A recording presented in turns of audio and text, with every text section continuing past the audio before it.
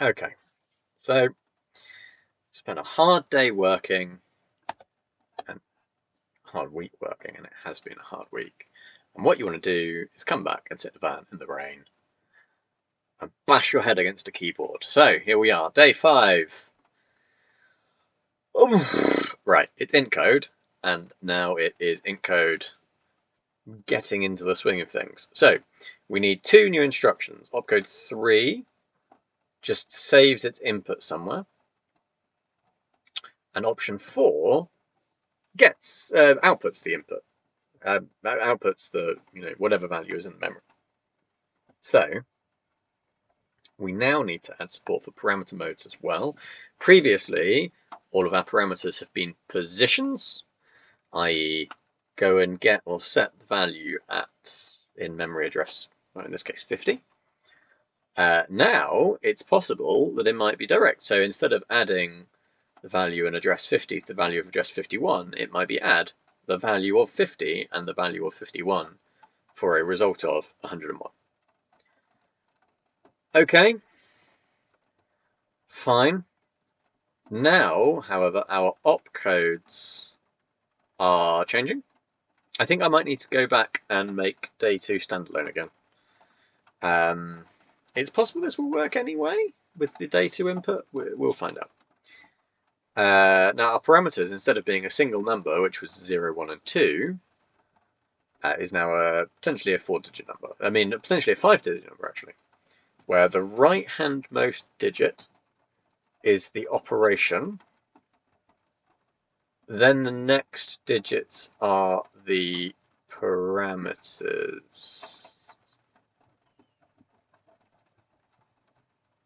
Sorry, the first 2 right-hand digits are the opcode. And the parameter modes are 0, 1, and 0. That's C, B, and A. Okay.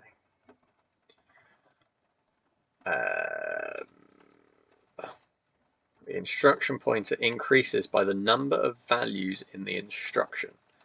Does that include the opcode itself? It must do, because otherwise you just go to the end of that instruction. Okay. Int is going to be negative, so I think IntCode at the moment.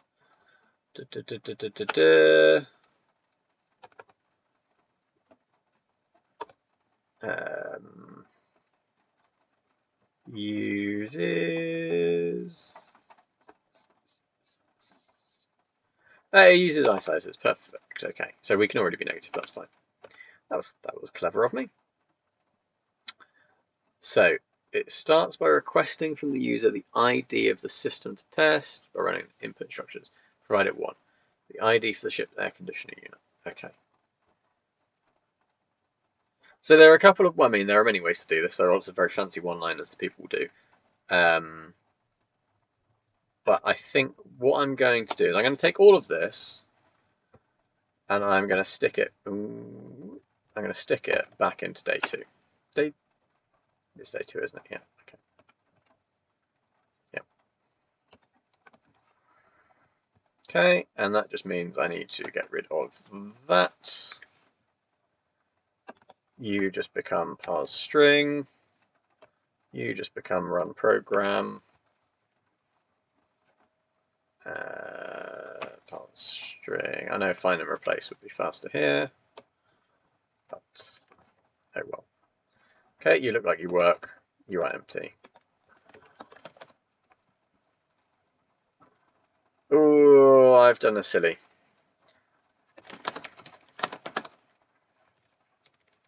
Yeah, it's good day 5.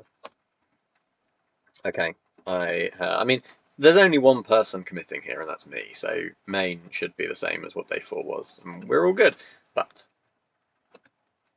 that was not clever. I am going to briefly just go and get my password. Okay, cool. So I think first off we start with a struct called a computer, and we're only going to have a singleton. See, that language that said you can only instantiate one object won't affect object-oriented people. There are ways of doing that, but don't worry. The real reason I want to do this is because it should hopefully make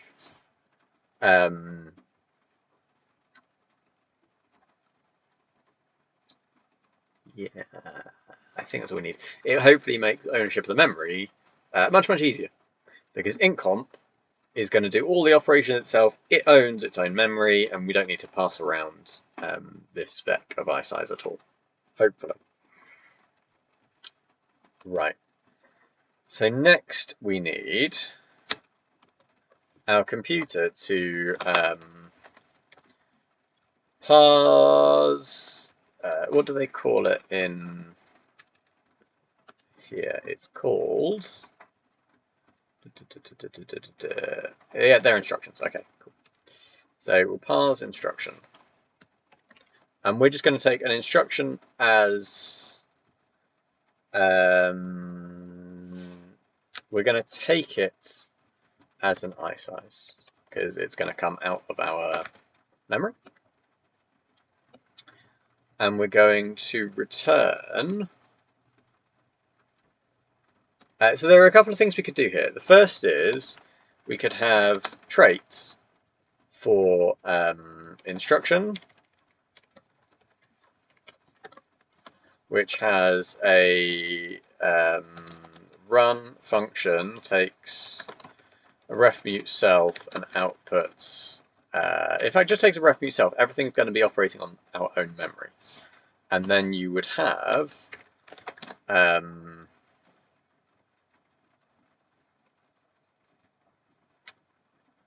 is that true?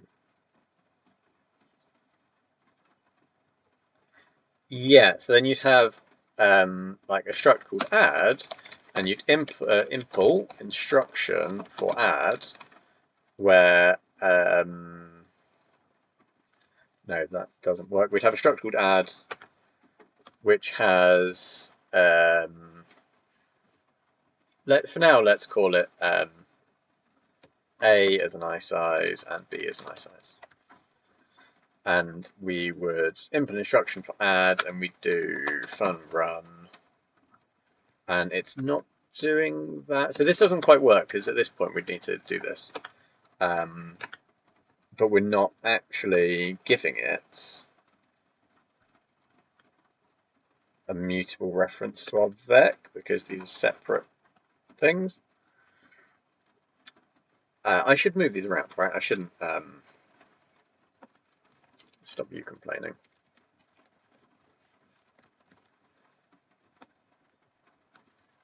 So it would be something like, we have this trait instruction, and we have a series of structs that implement it.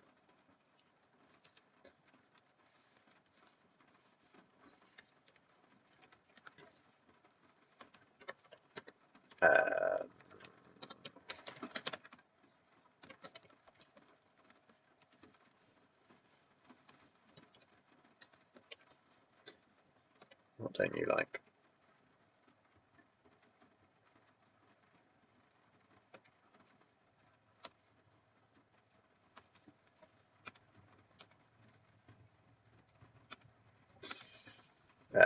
For malts. Right, and we do the same.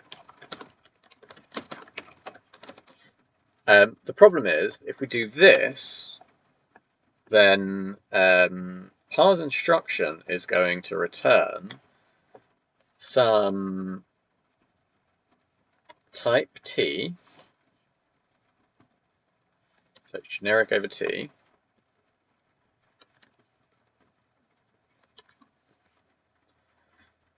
where T implements instruction. And it does not like this, because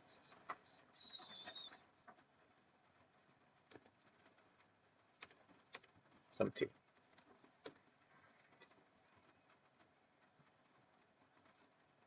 And takes, and the struct itself needs to be generic over type T.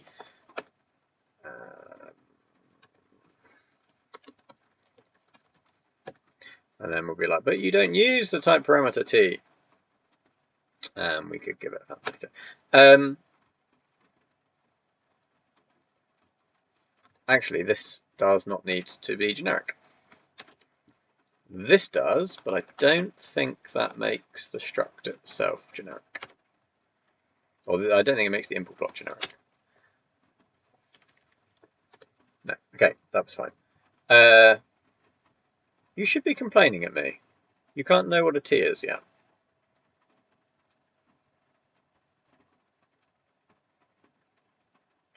Okay. There we go. T, which is of type instruction. Better? No. The function is still generic. This will work somehow. Don't really do much with generics. I've never needed to. Okay, fine, there we go. Get there eventually. So hopefully this builds. Yep. So this function is going to take an instruction as an isize, it's going to parse it and return something t that implements the trait instruction, which will have a run method. The problem with doing this is that it doesn't allow us to edit the memory. And we could say that run takes a ref mute self and a ref mute and memory, which is ref mute vec isize. And this might actually be a slice type, but it depends if we're going to need the functions that are specific to vec. And then obviously we'd say memory ref mute vec isize.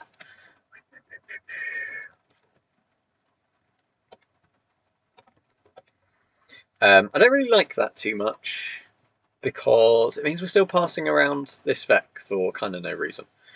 So let's say no to that one. I'm going to keep that parse instruction because I want that later. The other option is that we return an enum called instruction, which has types like add, multiply, store, load. I think those are the only ones we've got so far. So add and multiply come from day 2, and we're adding 3 and 4, which are store and load. Okay. And we can add data to these. So add. So what do we need? We need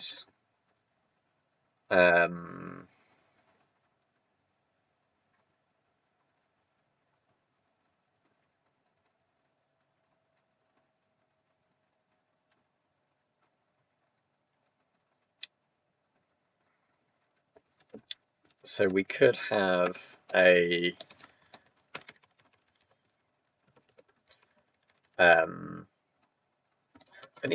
parameter enum, which is of either type position and usize, or of type value and isize. Okay, and add is going to take 3 parameters, because I think it's going to take A, B, and the location to store. And we can give it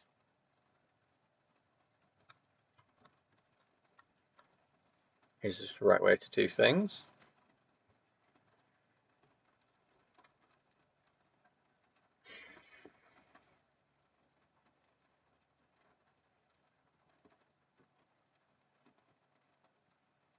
You can implement things for instruction, by the way. So if we get rid of add for a moment. Oh, in fact, no, let's give it add. So add at the moment is going to get a tuple of usize. I mean, it's not, but so I can impl instruction, and I can say run, and do something like well, basically that. Okay. Load, you would just need a destination. But again, this also means passing around this vec. Ideally, what I want is for my computer itself to just handle the memory itself and never to have to give the memory, never have to borrow, then lend the memory out. Is that stupid? Does that mean everything goes in impl in comp? I can't give this an instruction. Well, maybe I can actually. If this is mutable, then it would be current instruction, right? Current instruction of type instruction and instr pointer is of type usize. I mean, this is kind of superfluous.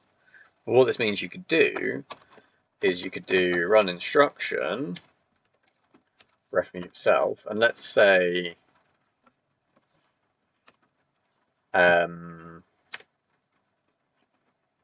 instruction is currently in current instruction, and you'd say self dot current instruction dot run.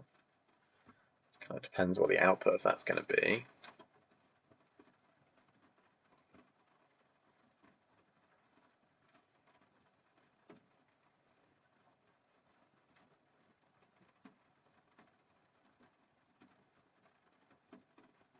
Because you could say the output is always going to be a memory location and a value. And even if your output location is directly next to you, it doesn't matter because you just fill in the number based on the instruction pointer. However, that doesn't work for load. Load is a special case. In fact, what's load going to do? Where does load go? So outputs the value of its only parameter. Outputs it where? Presumably that load is going to be the last possible program. It's going to be, it will run an output instruction indicating how far the result of the test was from the expected value.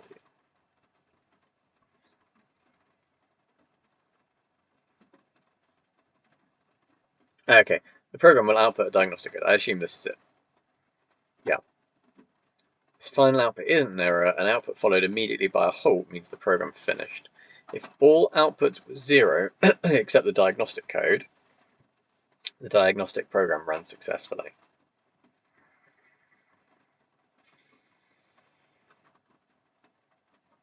So I could be cheeky and have, maybe go back to traits. So we say, actually I probably still wanted the instruction type, but we have trait instruction that has a run, takes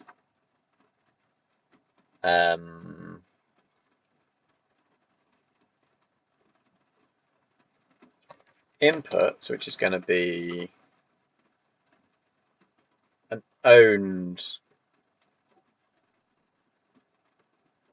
No, it's not. It's going to be, well, I mean, they're just numbers, so they'll be copy. I didn't start a timer for when the stream started. Hang on. Because I don't want to make it too long. I'm going to break it up 15 minutes in. Okay. So,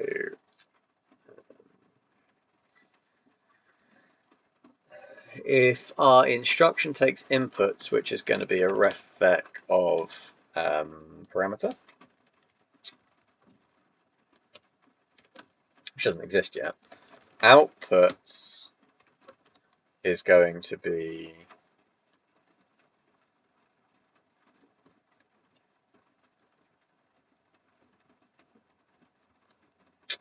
an option parameter, because load isn't necessarily going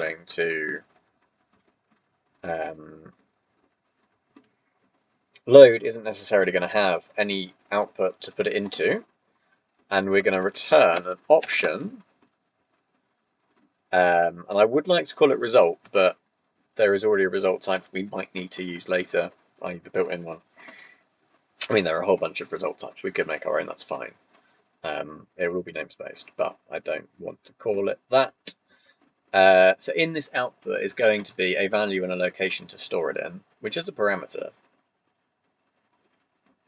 So yeah, we just use a parameter. So that should be fine. And then you have a struct called parameter, which has a mode and a value.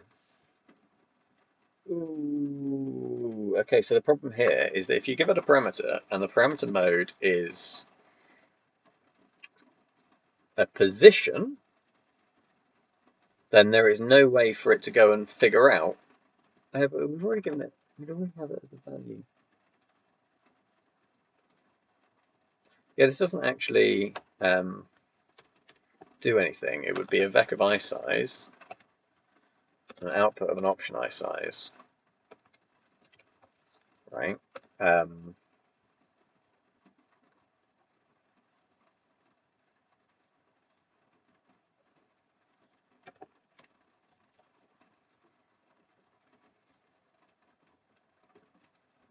So then you have a series of structs for each operation, which handle their own adds, and they return just the value, or they return a sum value, sum SOME.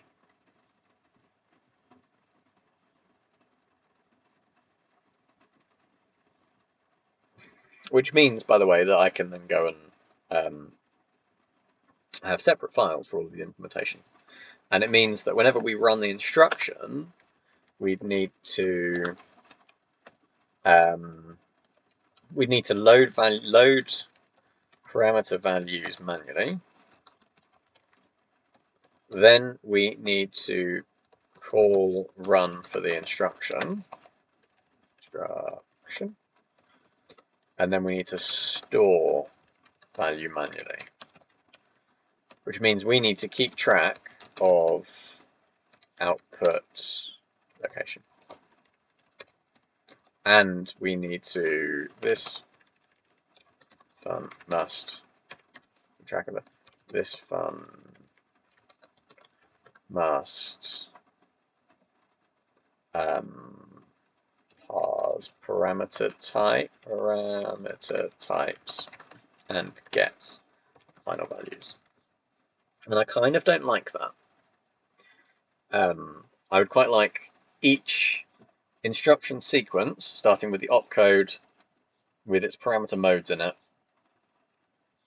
and then the values, to be self-contained. And I really want to avoid passing this vec around. I mean, at this point, we have the vec right here in run instruction. I don't think this needs to exist anymore.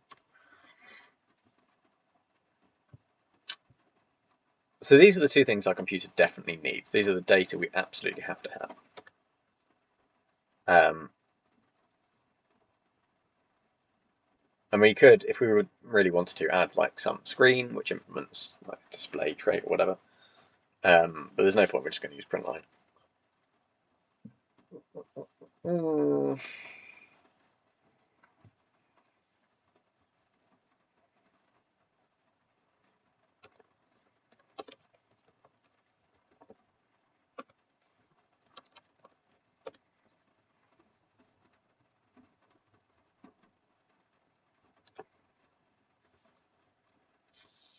No.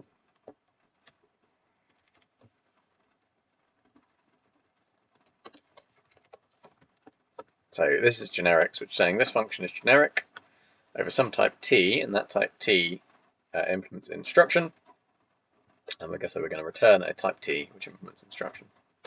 If we wanted different things, and we wanted, say, our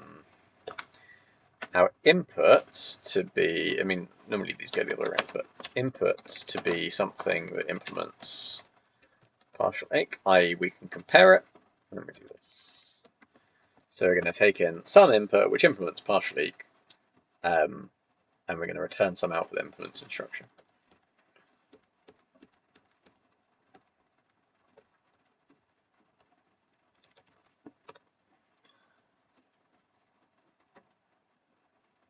Interesting stream, huh? So yeah, I want something owned by the computer, i.e. it still sits fully within this impl block that represents a single instruction. I would like it to be able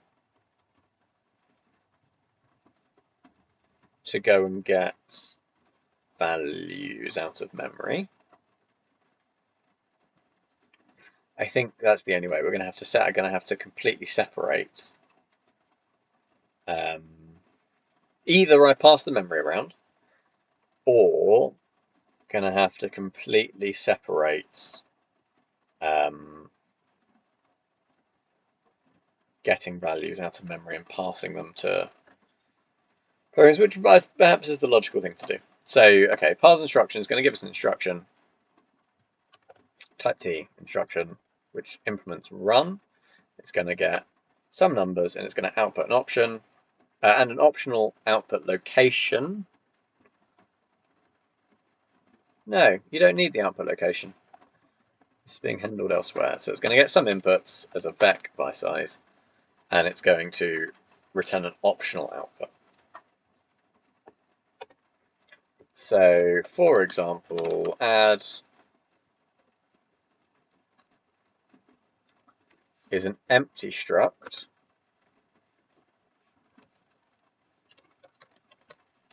Implement instruction for add, and it's going to do that.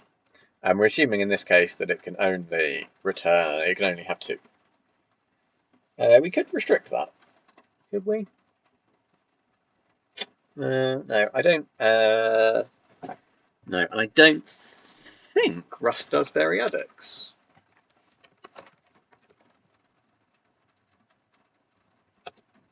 Yeah, Rust doesn't do variadics by the looks of it, apart from an unstable. Okay.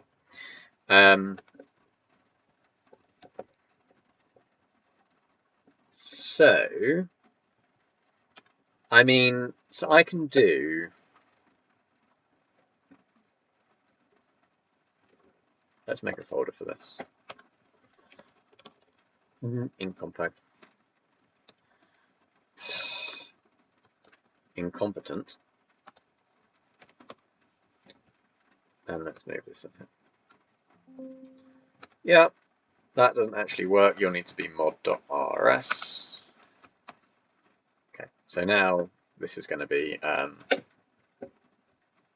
the old way of doing things. And in this, I am going to have instructions. Instructions.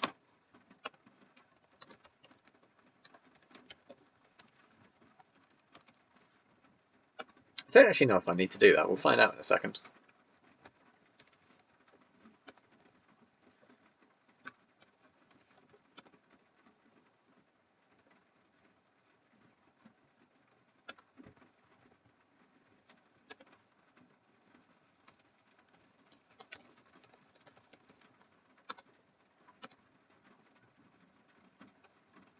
Okay, yeah, cool.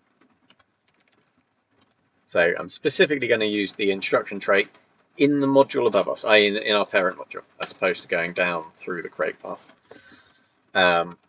This is going to be a small file, which I'm doing in 1. So multiply is also an empty struct. And it's going to be that. Yeah. Now store is an interesting one. Store is basically going to do nothing.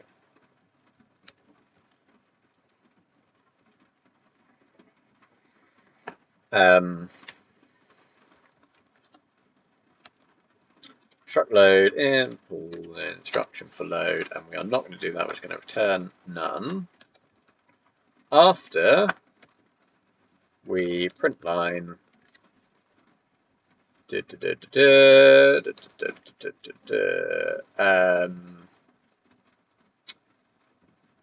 Oh, I could require that this has display. Oh, iSlice has display. Yeah, this is fine.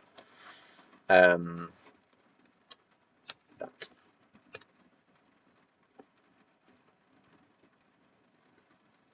So this is one way of doing it. I'm not saying this is the right way. Let's move you up here. So what this does mean that as we add more instructions, we have the ability to add data within those instructions if they need it.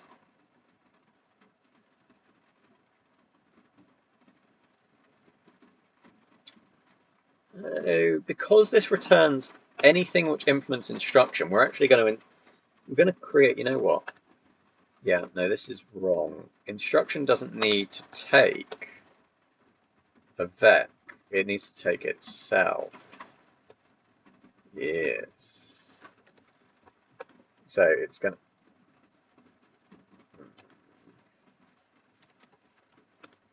So it's going to take and consume itself and return an option. And the reason is because add is going to have A is an I size, B is an I size, and it's going to take, you don't need to be called inputs. Can I just say self? Less. S is self, and it's going to be s dot a is going to be sum s dot a plus s dot b, and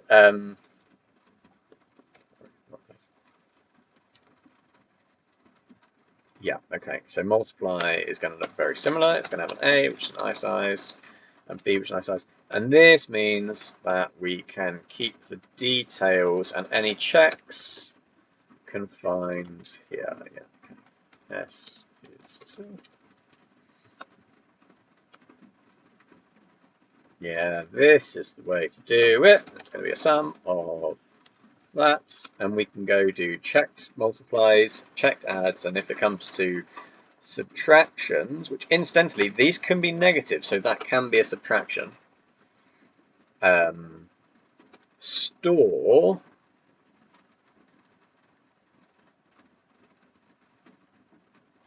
is going to be empty. No, it's not. Store is going to have a value, which is nice.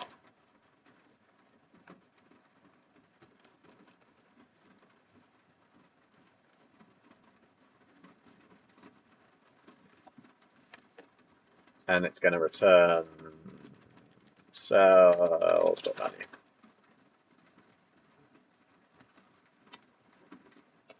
S.value. And then load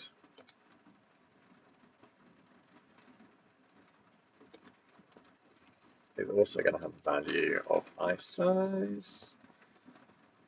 It's going to take S self, and it's going to print line.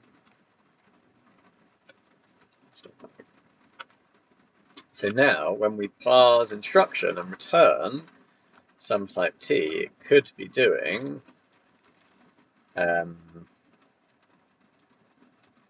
we could just return instructions, add A is 1 and B is 2.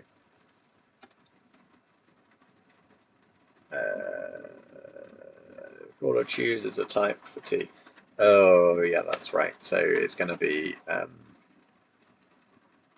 a type T. Yeah, this might not be quite as good as I thought, where T is a boxed-in instruction.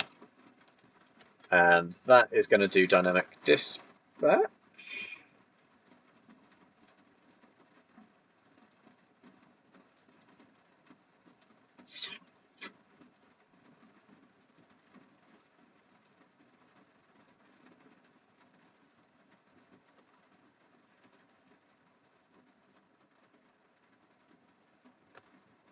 You sure you can't do this? Because din is not din instruction is unsized. Is it just that I don't know how to use din? Din is only the start of a trait.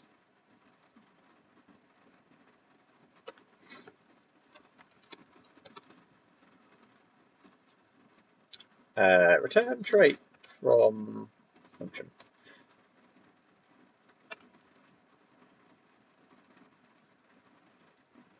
Trait animal. Emblem of cow. Returns a boxed in animal. Okay, this is not generic. That's why this is not generic. This is in fact a concrete type-ish.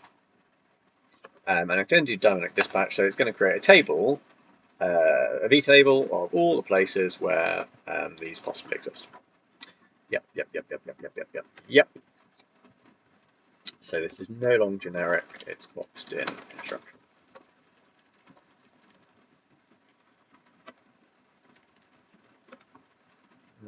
Why do you still not like me? Instruction isn't DIN compatible.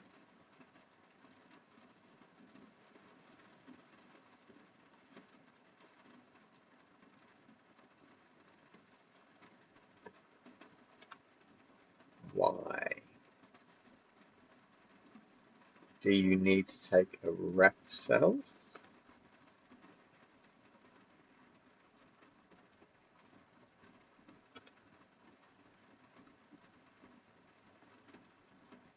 Oh, yeah, you can do that.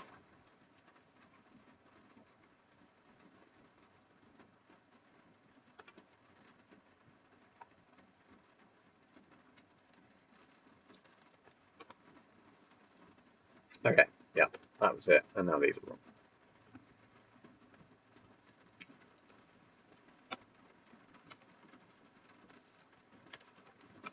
That's better. That's what I thought it should look like. So we're not going to consume the value now.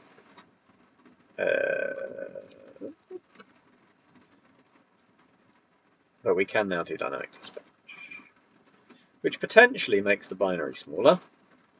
The reason for that is actually, I mean, we've spoken about this before. It makes the binary smaller simply because it can't optimize functions to be inline.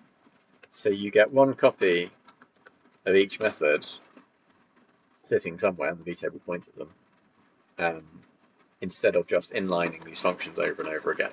So it's not quite the case that it's smaller. It's simply that it gets optimized to be bigger. Okay, so, and you need to be a box.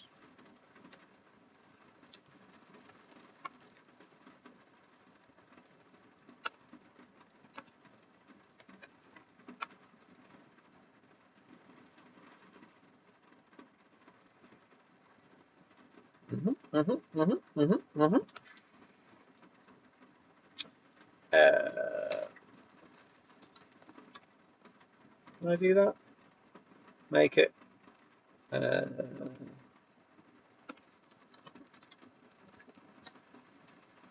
Make structs available to create only.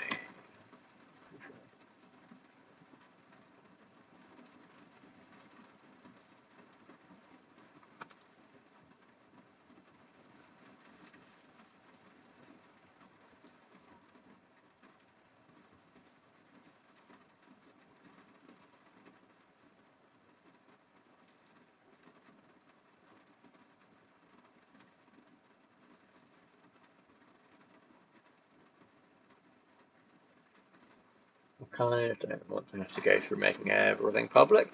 I know that you will laugh at this and you'll be like, haha! The pub keyword is dumb.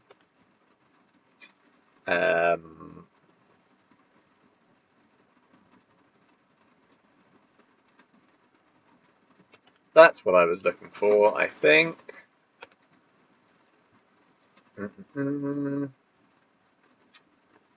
So, for example, public bar, following up state, submodule, here we go.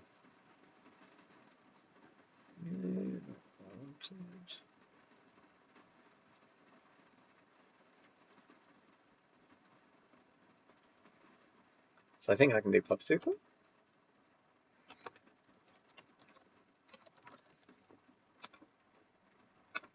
And then A and B. We'll need that as well.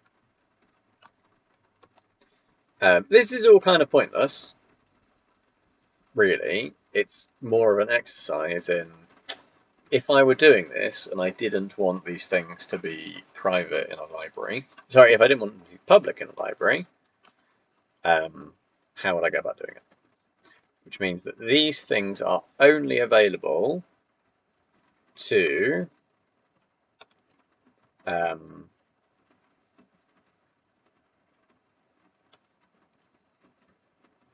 no, that was dumb. Ooh, the implementation.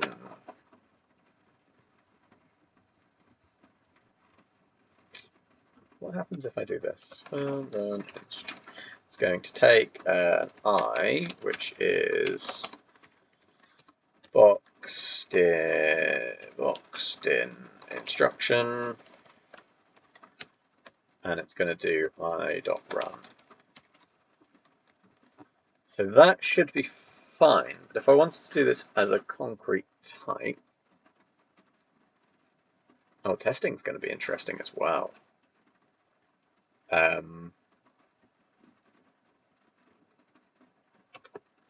Let I equal that. I.run. And then we'll just ignore this. And then we'll have that again.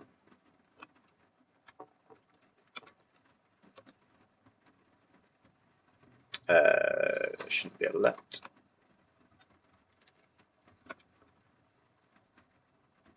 So I.run does not need to be public.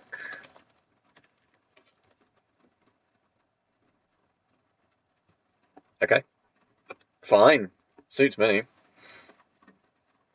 I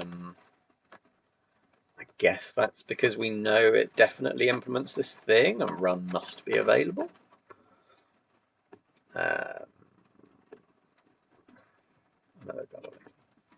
So this is all looking a bit messy now, and this is probably not the right way to go, but it's some interesting Rust, so that's fine.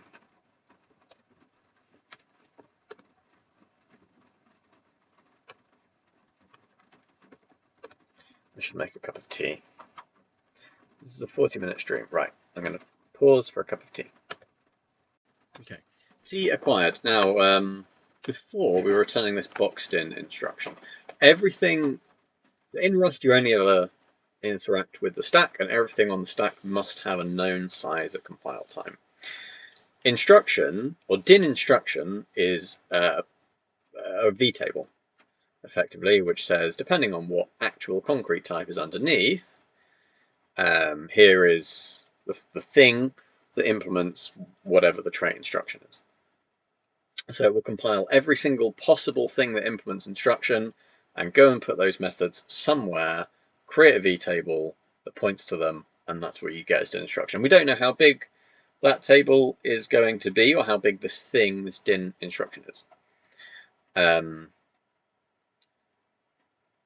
Because we don't know the size of it, we put it on the heap. And the way to put it on the heap explicitly is to use a box, which is a smart pointer. It takes up 2 words. The first word is the location of the start on the heap, and the second word is the length. And that's all happy days. So far, so good.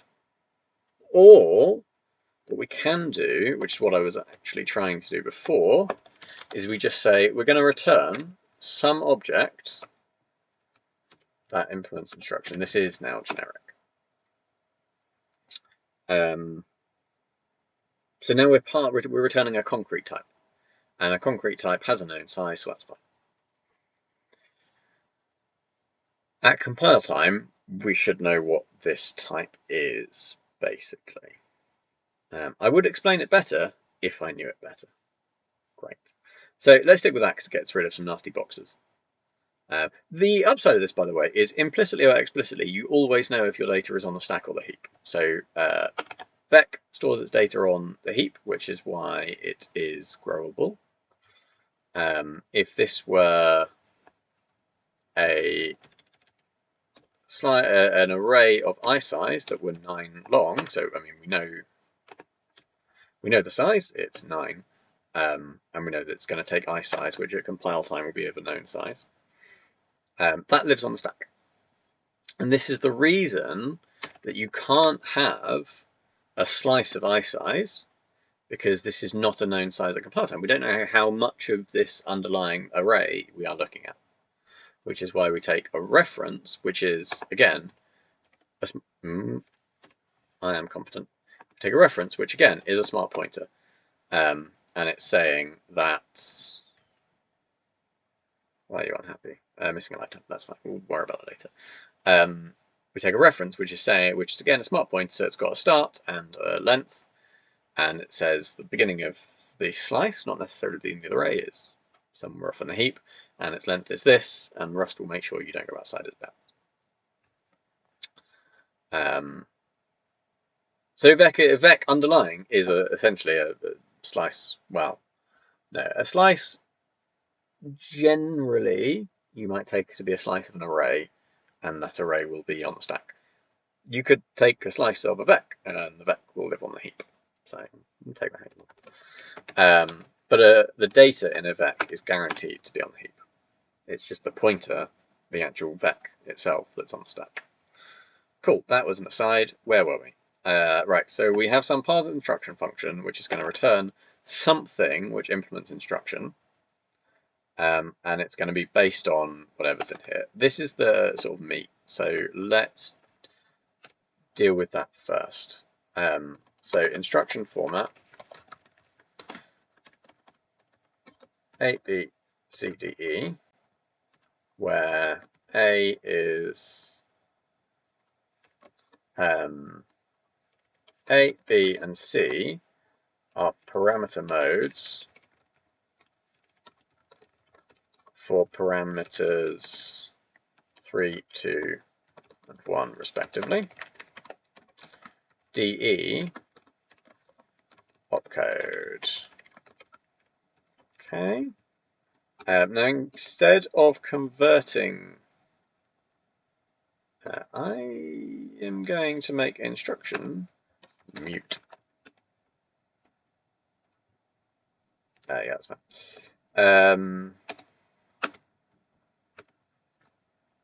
Where's the table? So the first 2 digits.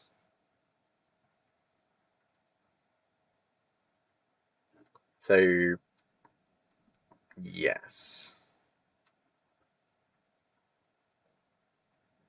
I am sure. What's the best way to do this?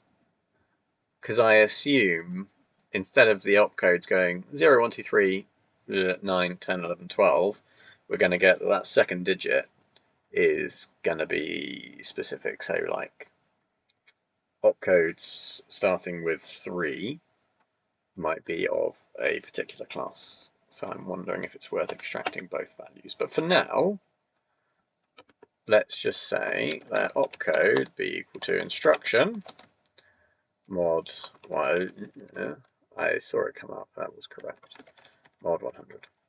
Okay, instruction now is only the 3 digits.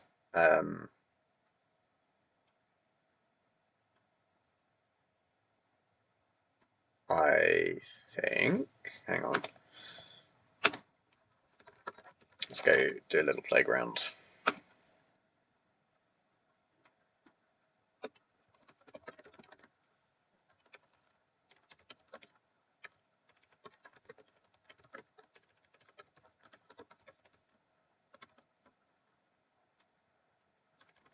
It's actually a nice size. It's going to do nothing, and we're going to say let's be opcode mod 100 fine.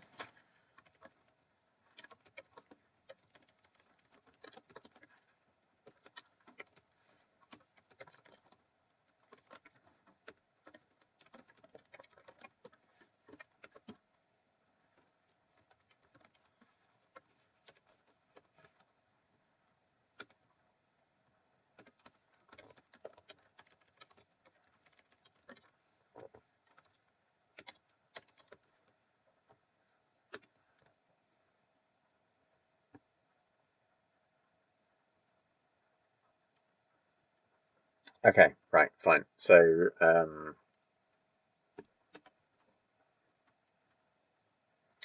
yeah, of course, that doesn't actually mutate. Yeah, that does not mutate this. There probably is a function we could do which will do it.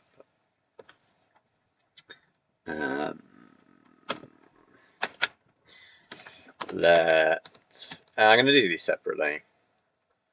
Divide by 100 mod 10. The divisible floor, so that's going to chop, yeah, exactly that. Okay. Let's just target. Let's just check that actually.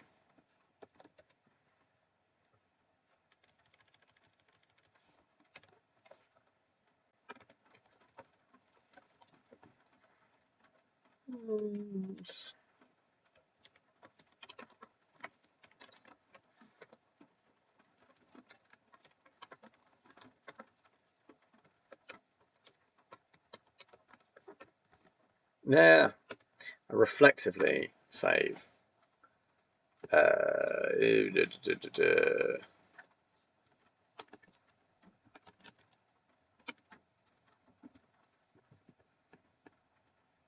Two and then 0 and 0. Okay, perfect.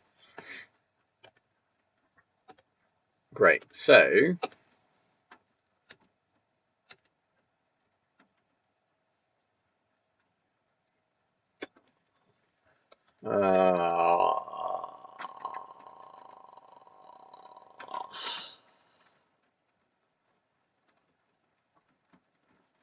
I think actually what I want to do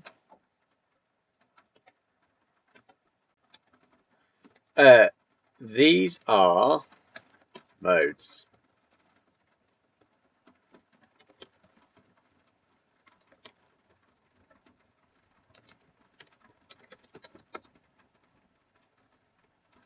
So here is where we do the output of a block.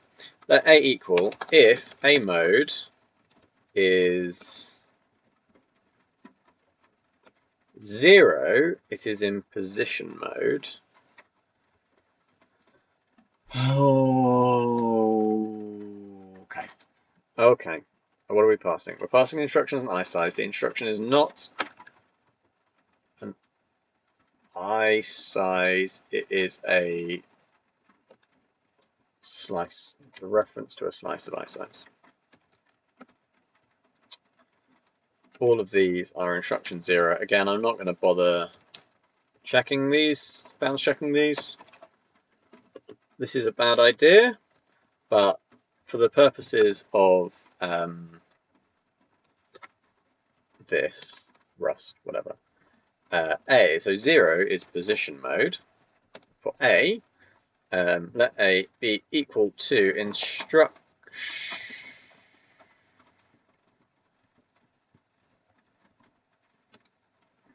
So we are also going to pass it in a ref self.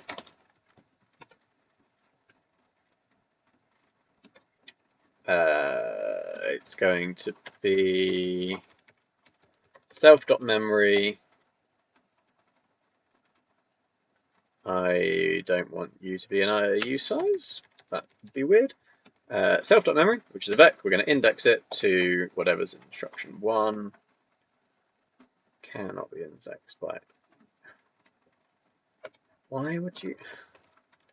Come on. No? Oh, it's because this is an I size. Yeah, sorry. Right. Yeah, that as U size. Okay. Else, it's just going to be A mode. Right? So, A, if A is 0, nope. Nope, nope, nope, nope, nope, nope, nope. No. Yes. No. Right, yeah, it's not A mode, it's just instruction 1. That's better. And then we do the same again for B and C. B mode, and now we're at instruction 2. And then C and C mode.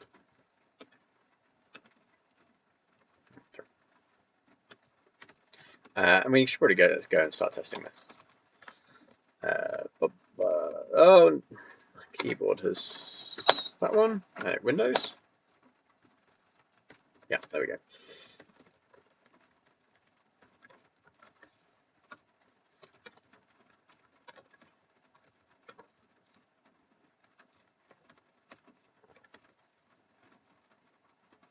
Except I don't. I want test bars instruction. Okay. I haven't actually finished it, have I?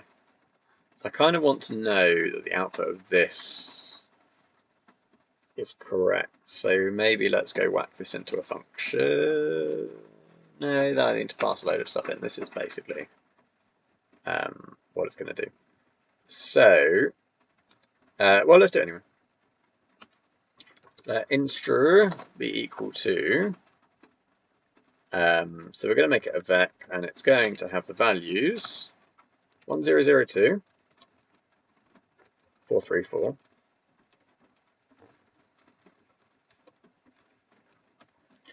let memory 1002, 434. So this is going to add, 1 is an absolute value, so that's the value of 4. 0 is position, so it's going to be whatever's in memory position 3. So we only need a short piece of memory. Let expect be equal to instructions. What's 002? Okay, 002 is in day 2. Opcode 2. Where are you? Opcode 2 is multiply. Instructions multiply.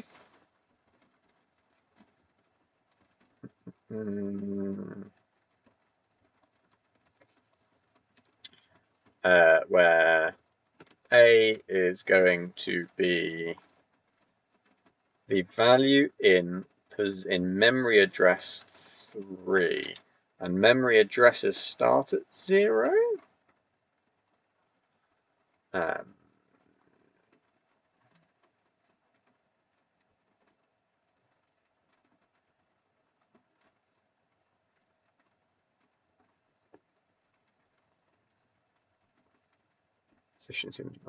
So this is going to add 30 and 40. So 0, 1, 2, 3, 4, 5, 6, 7, 8, 9. Yeah. Okay, so they start at 0. So that's fine. It's going to multiply, where A is going to be the value of 4, and B is going to be the value of... So the B is going to be the actual value in there, which is 3.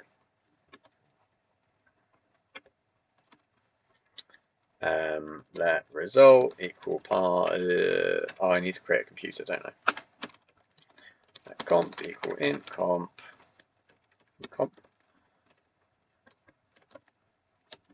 Yeah, let result equal comp parse instruction.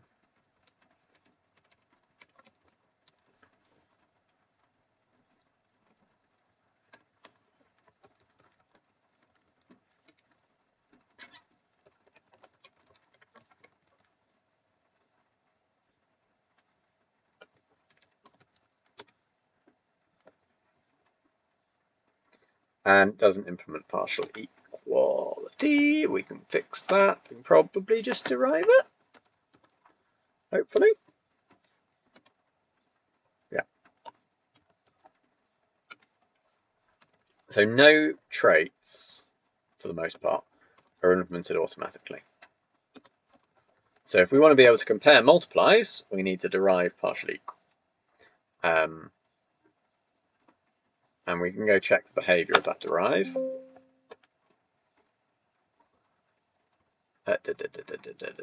Two instances are equal if all fields are equal and not equal if any fields are not equal. We could implement this manually and say I only want to check the A's, for example, or I want to make sure that all the parameters are the same, because it's multiple, it doesn't matter which order the parameters are in, right? Maybe that's okay. Maybe it's not.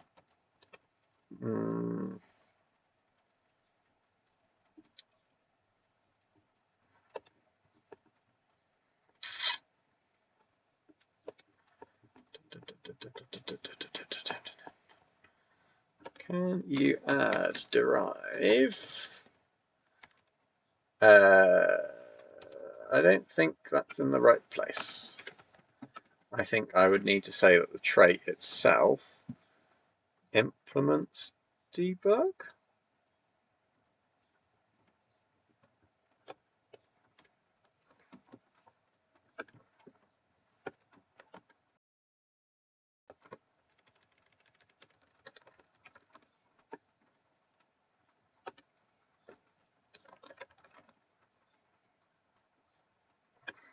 Add traits and traits.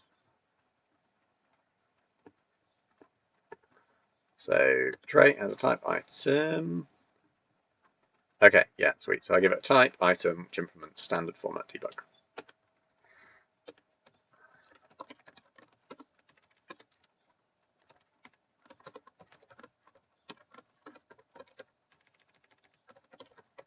Does that make you happy?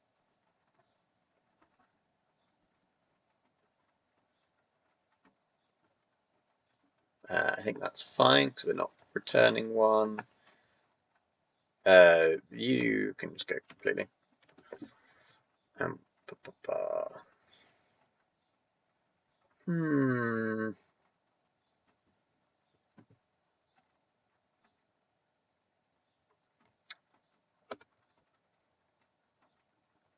So I definitely added debug. What don't you like about these? Not all. So this is presumably not the right way of doing it.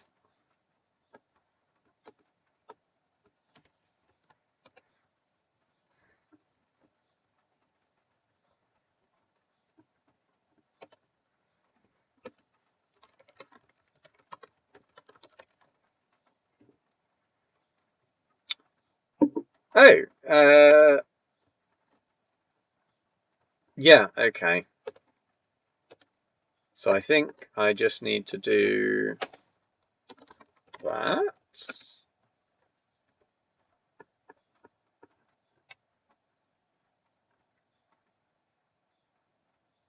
I need to import it, okay.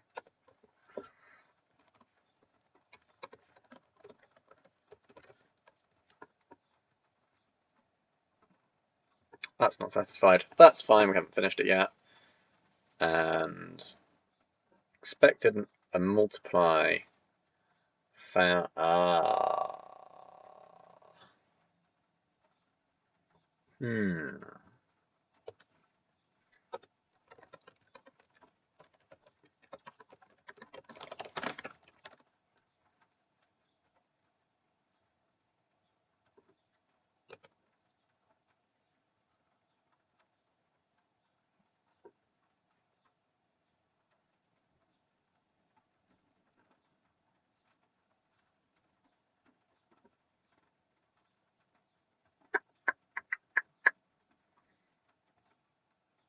I guess I could run it and check the result, but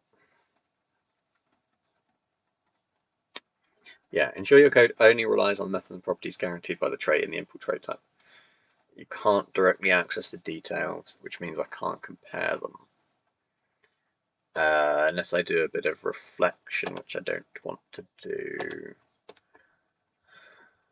Okay, so that's fine. It just means that the result is going to be 12.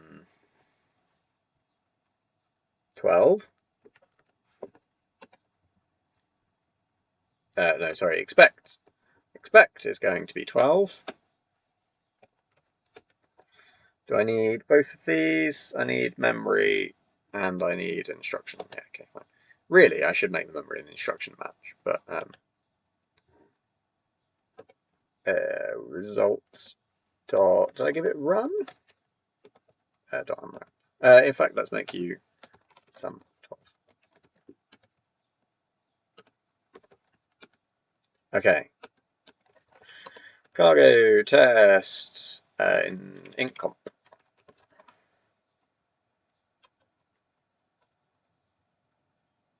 Okay, yes, and it doesn't compile because modify store and add. Why is the instructions add thing there? I don't know. We haven't actually finished the function. That's fine. So we have grabbed our actual parameters. Now we need to match. What do they call it? Opcode. Yeah, opcode. And if these are numerical values, so if it is, there is no possible 0, right?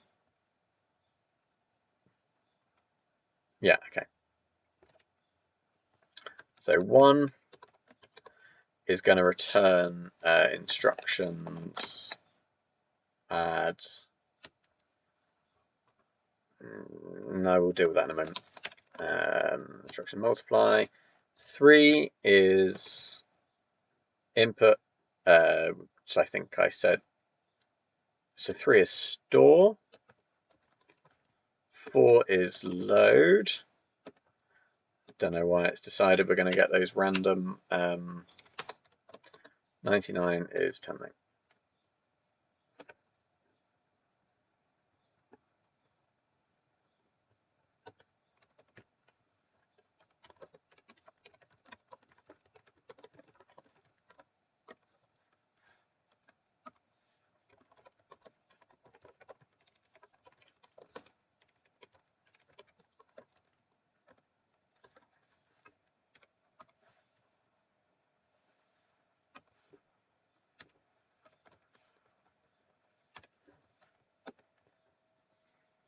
Now this one is going to be interesting,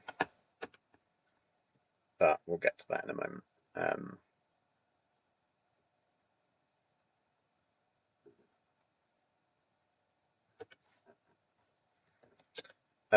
Store takes a value. They both take values, and they're both going to take value A. Now, this is all wrong. I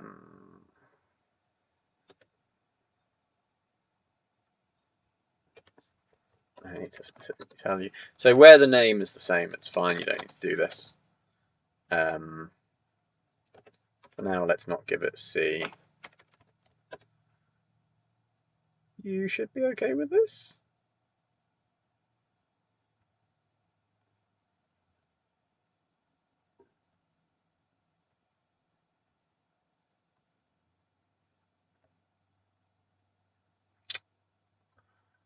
Okay, I can't return an actual concrete type. This is all wrong anyway, because ignoring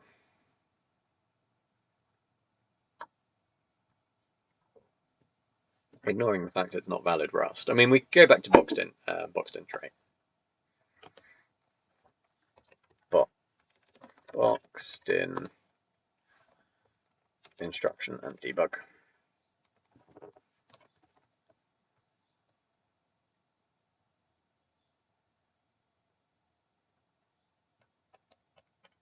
I don't actually think I need you anymore.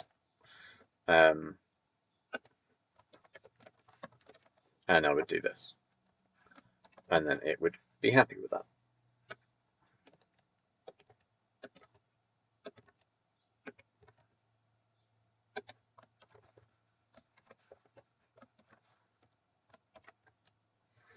There are a few problems with this.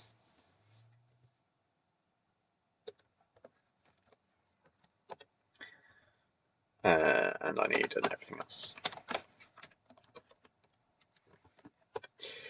And the problems are, these aren't guaranteed to exist. So I've not done bounds checking. Again, if that opcode is 99, there are no parameters potentially afterwards. If that opcode is 3, there is only guaranteed to be 1 parameter afterwards.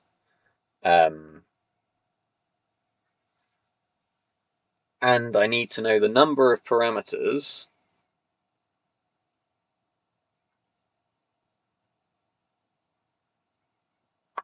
bugger.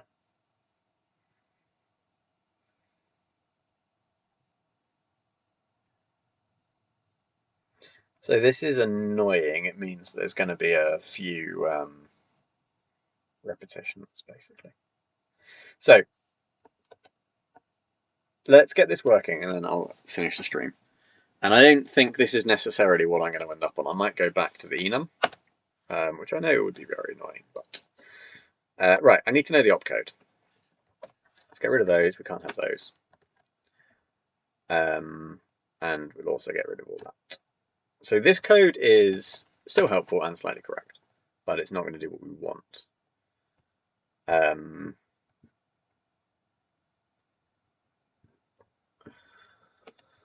What might possibly be useful actually is enum instruction.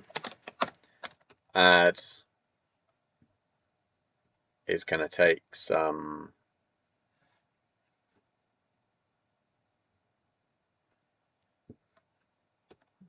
vec I size as parameters. This is basically how it's going to be variadic. What don't you like about that? Define multiple times. Yeah. Yeah, this is going to be a way to do it.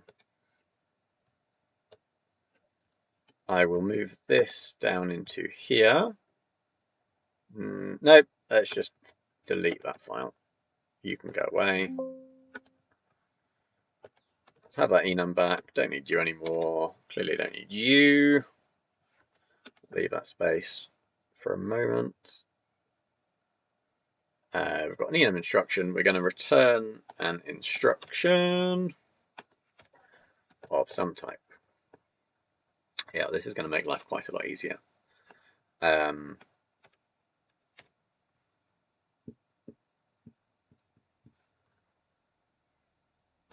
going to add a little helper function, get values, which is going to take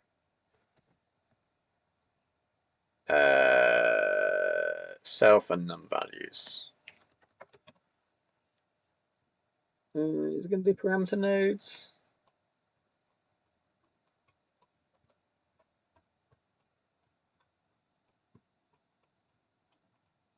It's going to take self and it's going to take a reference to a slice of tuples where the first tuple is going to be mode and the second tuple is index.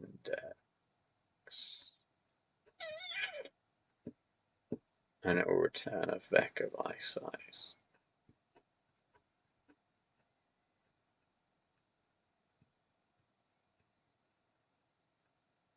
No, let's ignore it for now. Parameter optimization. Let's just do it. Right, opcode. If you are 1, I want to return an instruction add. So we're going to do let a mode be equal to. So that we'll do all this.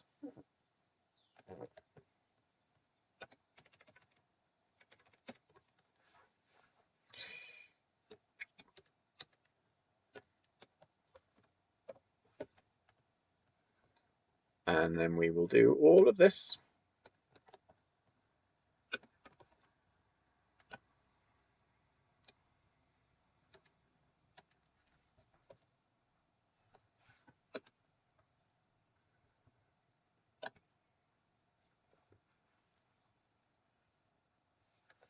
Let a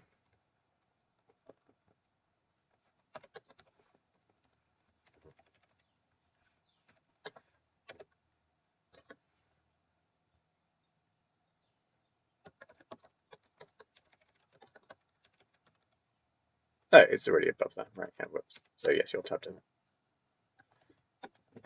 All of this is wrong because we're returning the wrong type. Yep. And so then we are going to return instruction add vec abc. That works. That is obviously horrific to be putting into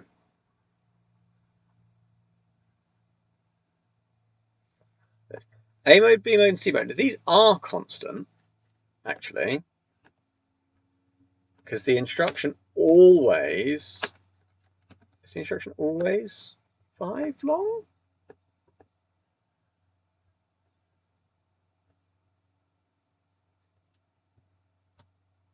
No, the instruction is not always 5 digits long. So these are not always valid. Oh, this is annoying. No, this is fine. Yep, this is fine. There'll just be nothing, I think, which actually is going to be a problem.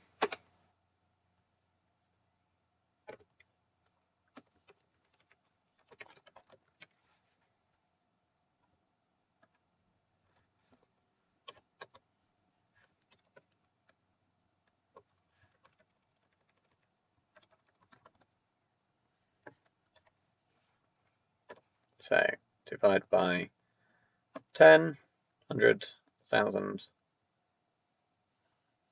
Yeah, so this should give me 0. Yeah.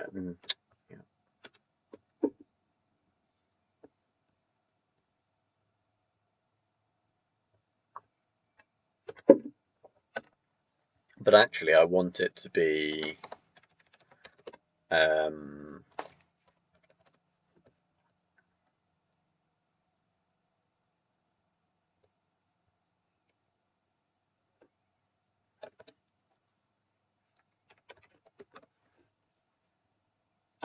it's the division, isn't it? I want the division to tell me what happens.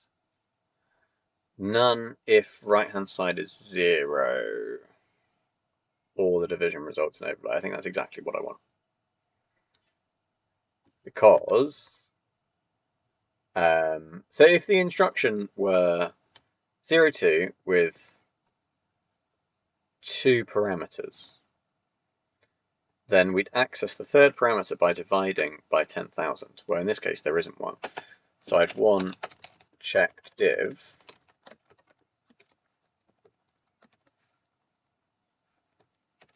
and that should give me none.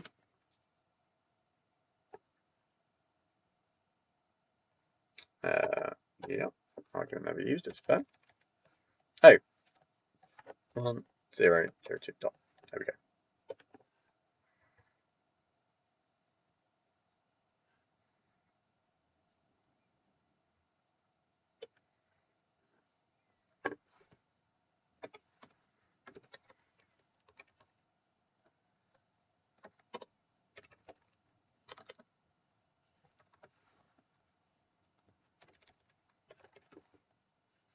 I could have added the type annotation in line, but that would have been nasty.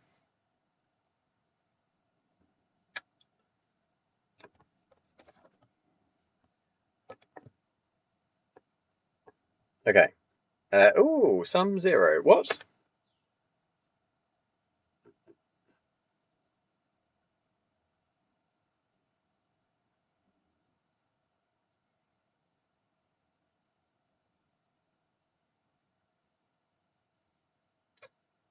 Self divided by the right hand side, returning none if the right hand side is 0, which I'm pretty sure it should be.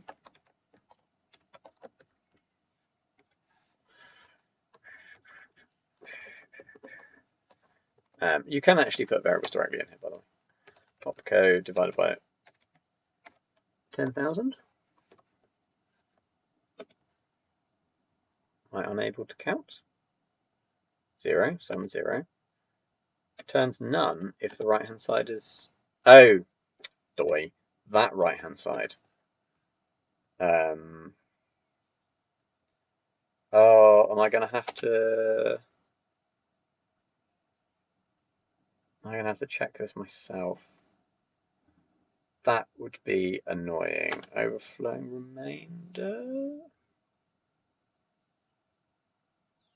No.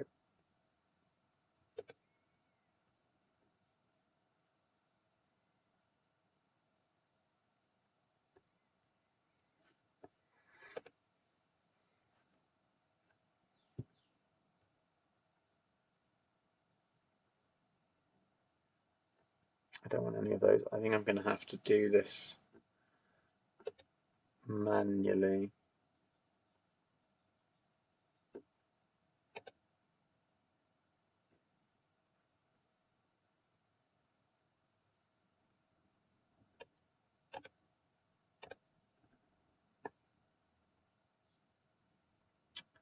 That's annoying. I've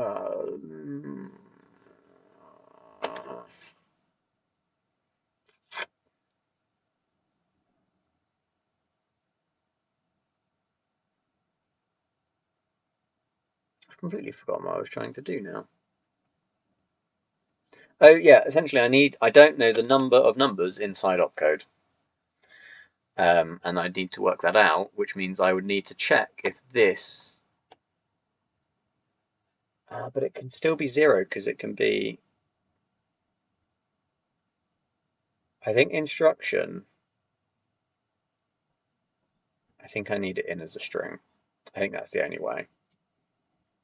Or a string slice. Split it on the commas.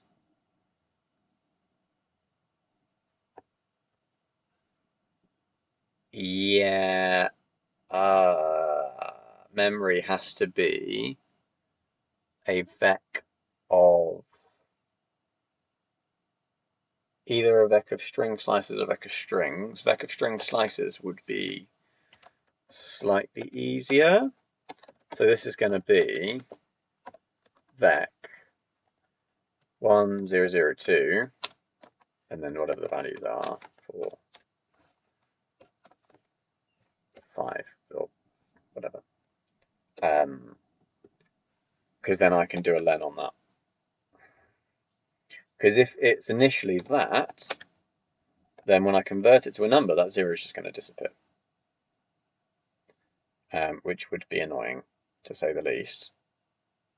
It does also mean that every time I store a value back in here, I'm going to have to convert a number to a character. I think perhaps this is going to require a bit more thinking, and that's in the stream.